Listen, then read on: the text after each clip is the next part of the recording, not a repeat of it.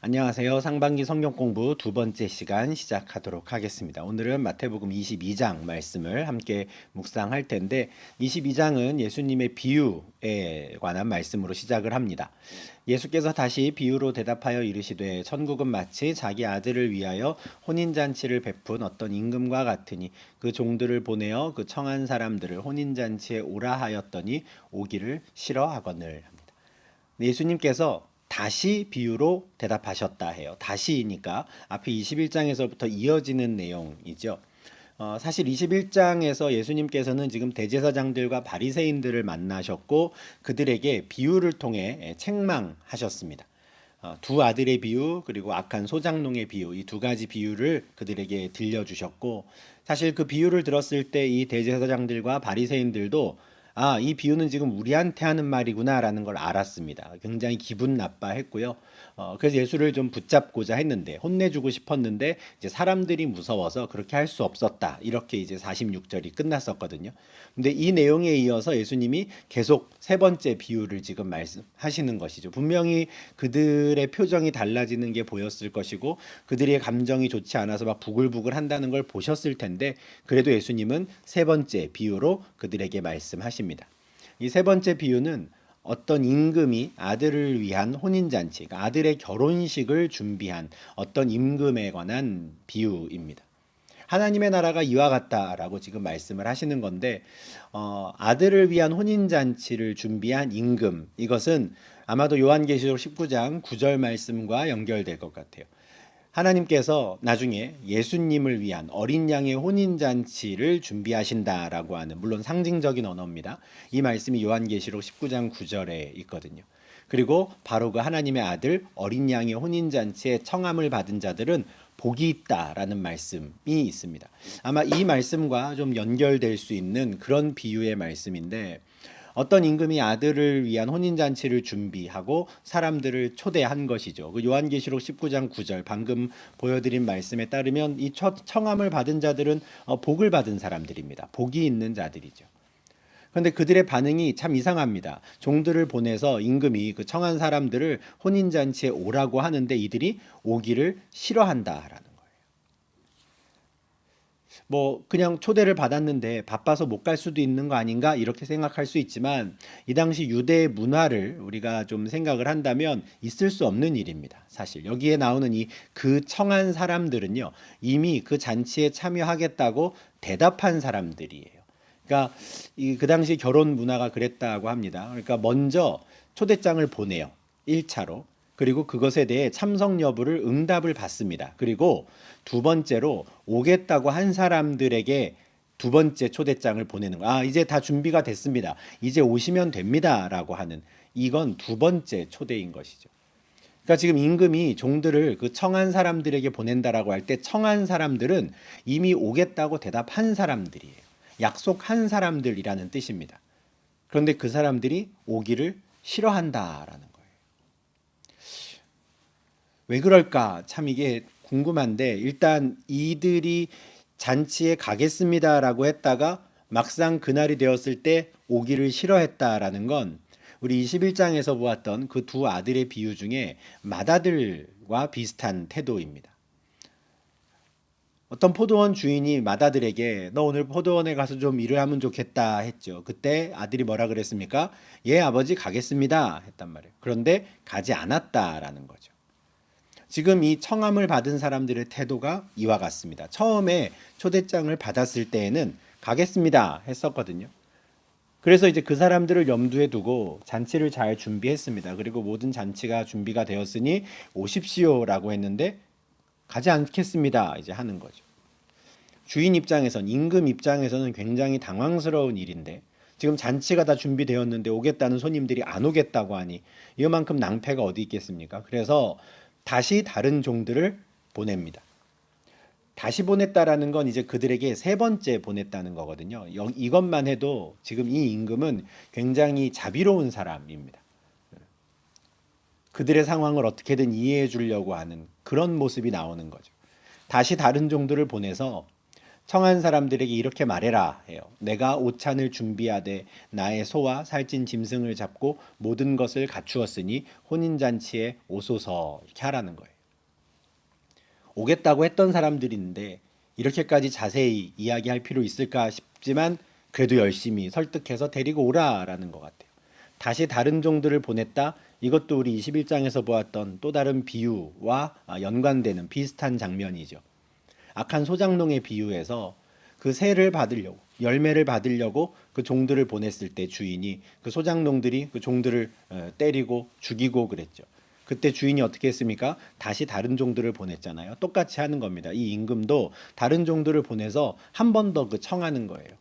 오겠다고 했던 그 사람들에게 가서 혼인잔치에 오소서 하는 거죠. 사실은 이게 아쉬운 사람이 누구인가 생각이 나는 장면인데, 사실 이 임금 입장에서는 아쉬울 게 전혀 없는 상황임에도 불구하고 계속 종들을 보내서 오소서 오소서 하는 거예요. 그런데 세 번째 종들이 갔을 때에도 그들이 반응이 없습니다. 올 생각을 하지 않아요. 5절 6절 말씀입니다. 그들이 돌아보지도 않고 한 사람은 자기 밭으로 한 사람은 자기 사업하러 가고 그 남은 자들은 종들을 잡아 모욕하고 죽였다. 돌아보지도 않았다. 무관심했다라는 겁니다. 분명히 가겠다고 했던 그 잔치 자리인데 그 잔치가 준비되었다라는 것에 무관심해요. 자기 일에 바쁩니다. 나는 밭에 가서 일해야 합니다. 내가 지금 사업을 좀 할 게 있어서 거기 가야 합니다. 무관심합니다. 돌아보지도 않고 자기 밭으로 자기 사업하러 간 사람들이 있었어요. 근데 또 다른 사람들이 있었습니다. 초대하러 온 종들을 잡아 모욕하고 죽이는 사람들도 있었어요. 이들은 이 초대에 적극적으로 거부 의사를 밝히는 것이죠. 오히려 그 초청하러 온 사람을 잡아 죽이는, 적대시하는 자들입니다.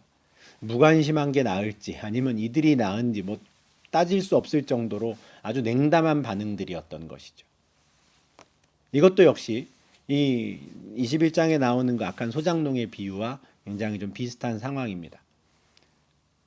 소작농들이 자기 열매를 받으려고 온 종들을 잡아서 하나는 심히 때리고 하나는 죽이고 하나는 돌로 쳤다, 이런 말씀이 있었거든요. 이와 똑같은 반응을 그 청함받은 자들이 지금 보이고 있는 것이죠. 자신의 초대를 계속해서 거부하는 그들에 대해 임금이 어떻게 하겠습니까? 당연히 진노하지요. 임금이 노하여 군대를 보내어 그 살인한 자들을 진멸하고 그 동네를 불사릅니다. 임금이니까 이 정도의 능력도 있고 또 권한도 있겠구나 싶지만 사실은 좀 과한 느낌이 있기는 있습니다. 그죠? 군대를 보내서 아들 결혼식이 오지 않았다고 그들을 진멸하고 불사르는가, 좀 과하지 않나 하는데 당연히 과장법이 있는 비유인데, 지금 예수님께서 이 세 번째 비유 가운데 이런 표현을 쓰시는 건 이미 앞서 지금 이 비유를 듣고 있는 그 종교 지도자들, 대제사장들과 바리새인들이 이런 표현을 사용했기 때문에 그들의 언어를 그대로 차용해서 지금 대답해주고 계시는 겁니다. 악한 소작농의 비유를 들려주시고 너희가 만약에 그 주인이라면 이 악한 소작농들을 어떻게 하겠느냐 했을 때 그들이 이렇게 말했었거든요. 21장 41절입니다. 그 악한 자들을 진멸하겠습니다. 이렇게 말했었단 말이죠. 그러니까 그들이 말한 그대로 지금 예수님께서 또 다른 비유 속에서 그들의 말을 녹여내시는 겁니다. 임금이 그 청함받은 자들을 진멸했다라는 거예요. 그 동네를 불살랐다 합니다.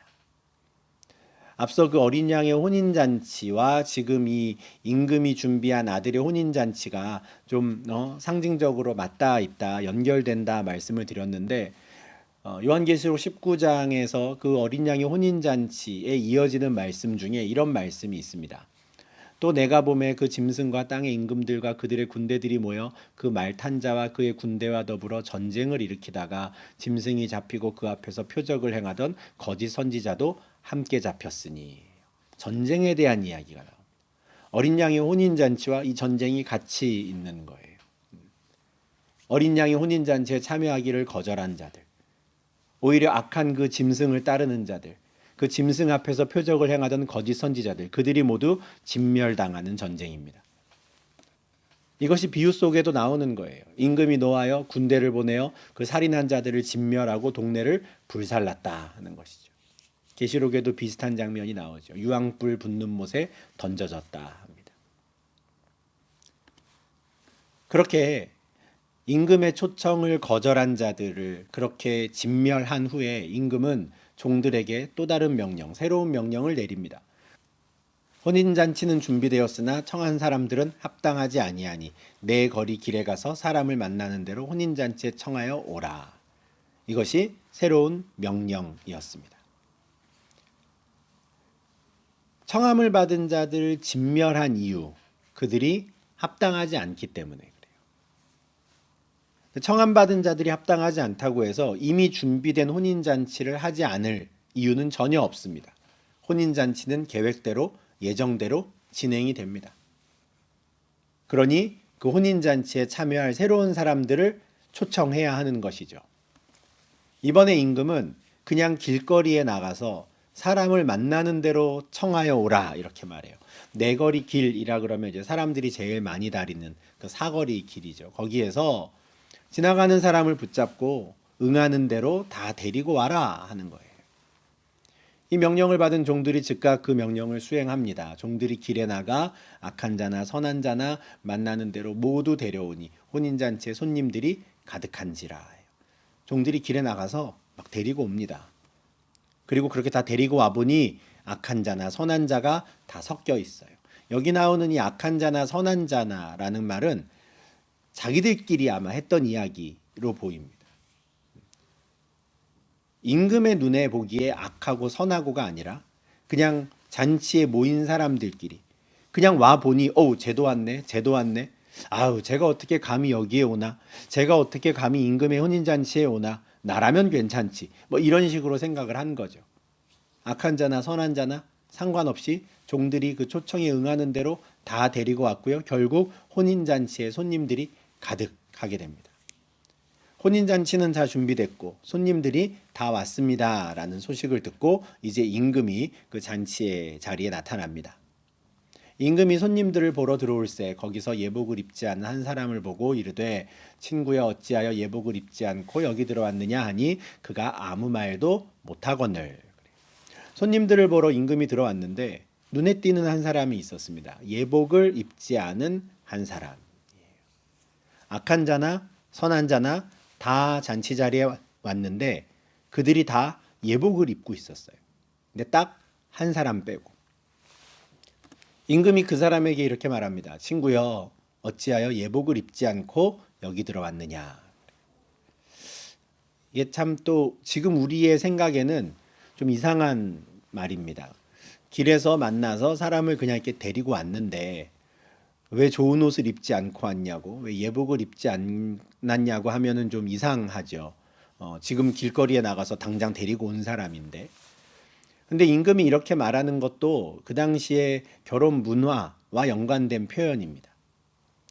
보통 결혼식에 간다 하면 지금도 그렇지만 좋은 옷을 차려입고 갑니다. 그런데 진짜 부자들, 그 당시의 귀족들, 상류층들은 자기의 어떤 여러 가지 사회적인 지위라든가 또는 경제적인 이런 것들을 좀 자랑도 할 겸 또 손님들에 대한 배려도 할 겸 결혼식에 오는 사람들을 위한 예복을 직접 준비하는 문화가 있었다 그래요. 지금 우리식으로 말하면 뭐 축의금을 받지 않습니다. 뭐 이제 이 정도가 되지 않을까 싶습니다.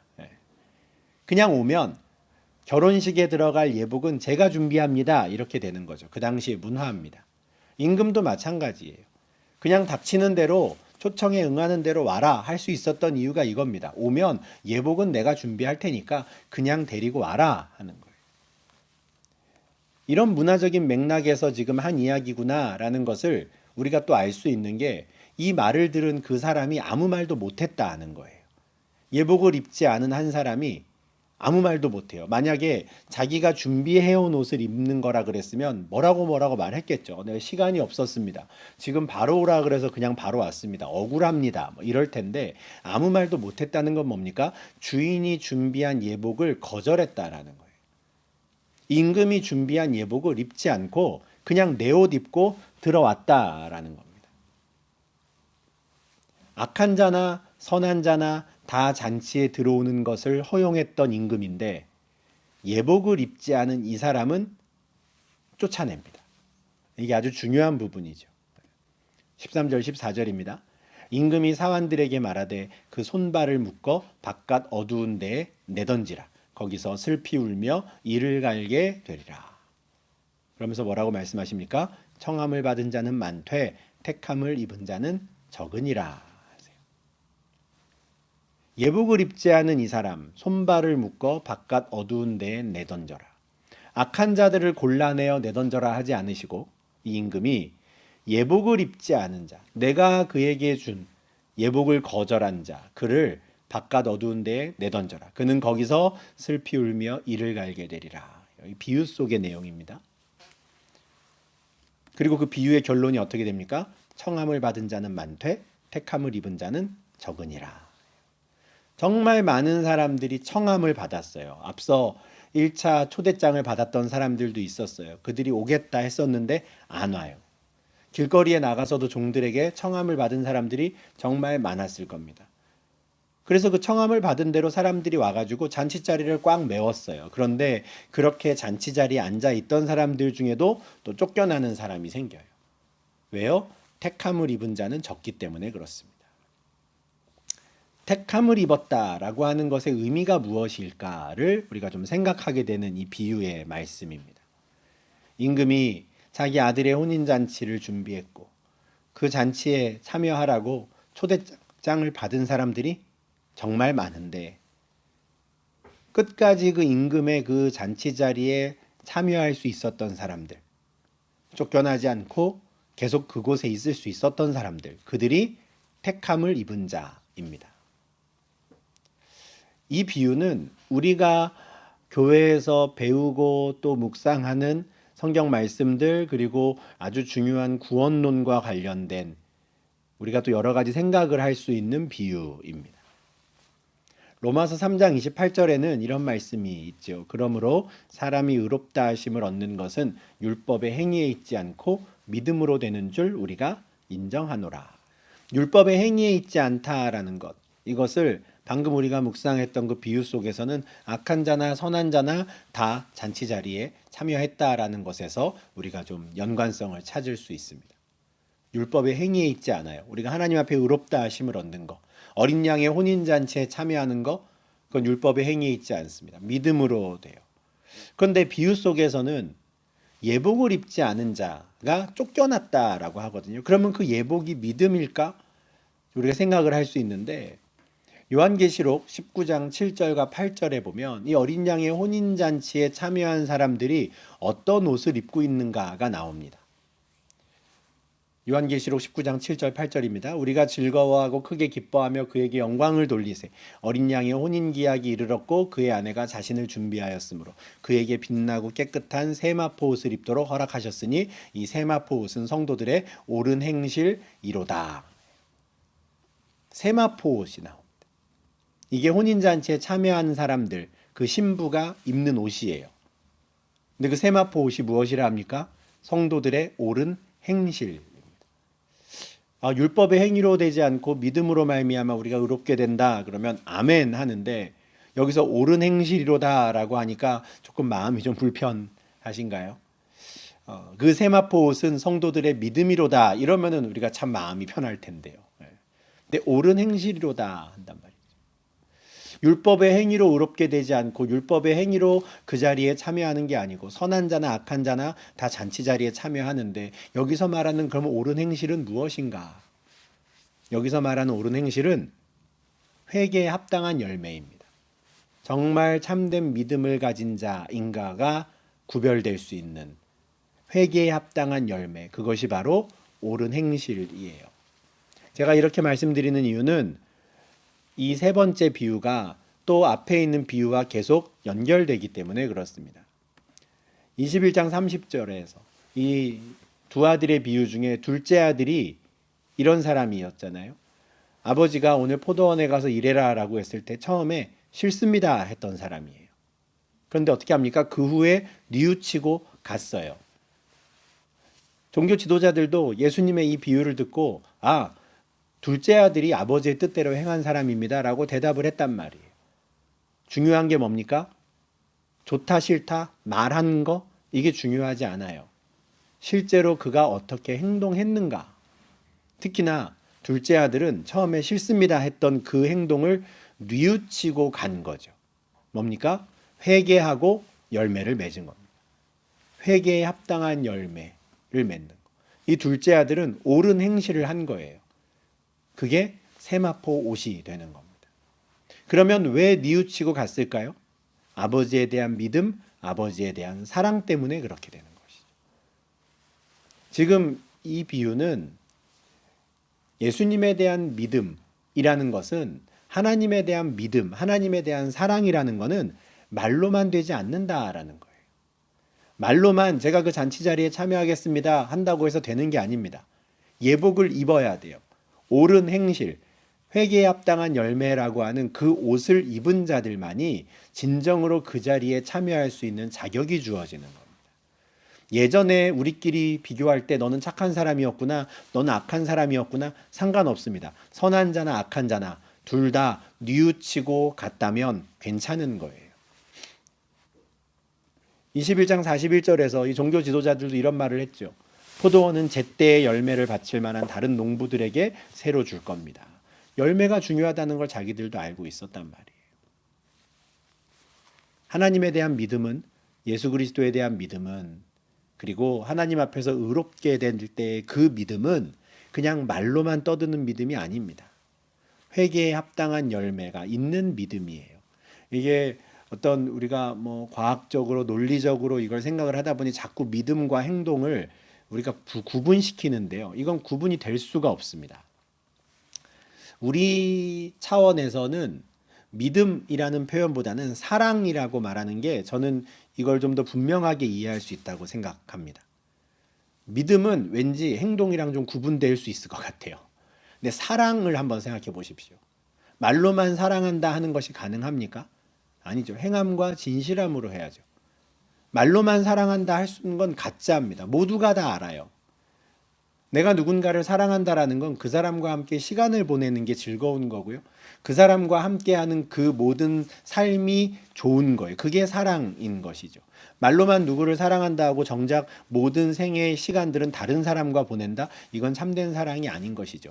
사랑이라고 하는 건 말로만이 아니라 행동으로 나타나는 겁니다. 믿음도 마찬가지인 거예요.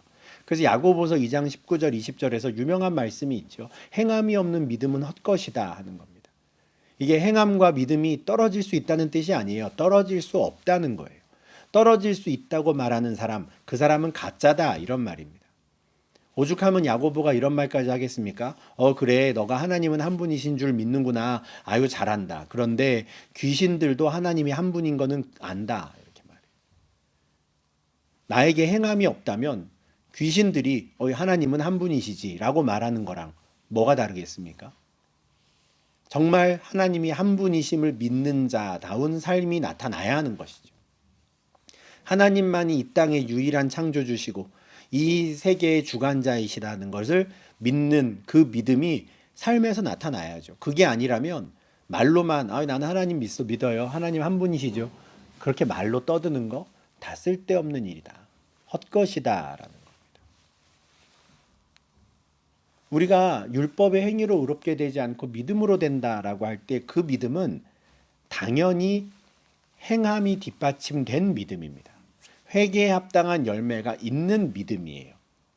왜 그러느냐?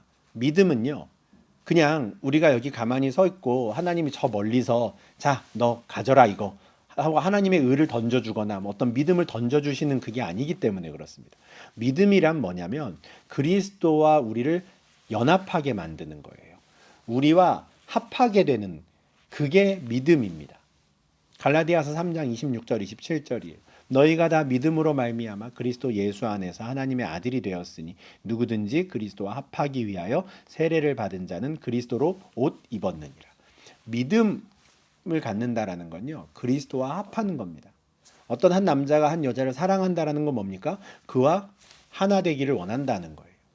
믿음과 사랑이 같습니다. 남자와 여자가 둘이 한 몸을 이룰지로다 하나 되어라 하시잖아요. 마찬가지예요. 우리가 그리스도를 믿는다라는 건 그리스도와 우리가 하나 된다라는 거고요. 그리스도와 우리가 하나 되었으니 우리를 하나님의 아들로 여겨주시는 거죠.